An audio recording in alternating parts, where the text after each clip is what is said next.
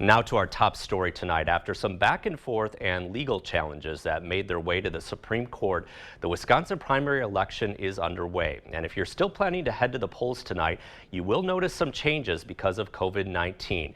News 8 Now's Tyler Jobe is live at a polling location in La-Crosse with what you need to know tonight. Tyler? Yeah, good evening, Mike. Let's not forget that there still is an election going on tonight despite all the talk about the coronavirus pandemic. And in fact, Wisconsin is the only state that will be holding a presidential primary here tonight. And you probably remember last night, Governor Tony Evers issued an executive order to postpone the election until June. But the Wisconsin Supreme Court blocked that order by a 4-2 vote, saying Evers did not have the power to do so. The U.S. Supreme Court then ruled 5-4 all absentee ballots need to be postmarked or hand-delivered to clerks by the end of the night for your vote to count. And what all this means is that the election here tonight is still going to happen as planned. However, there are some changes at polling locations across the city that you wouldn't normally see.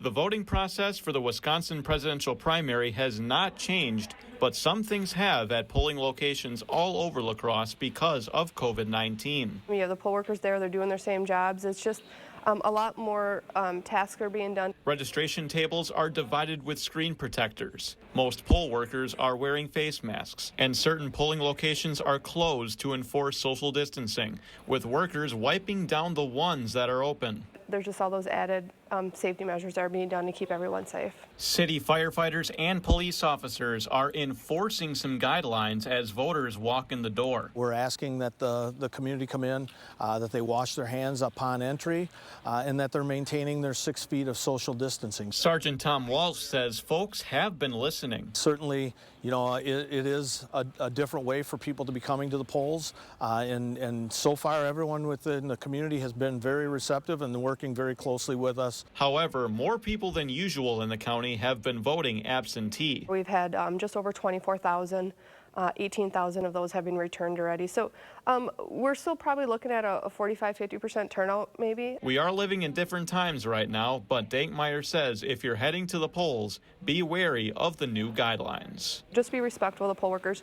They're doing the job. They're following the instructions they were given to keep not only themselves safe, but you as well. We certainly don't want to be spreading the COVID-19 any more than we have to. Unfortunately.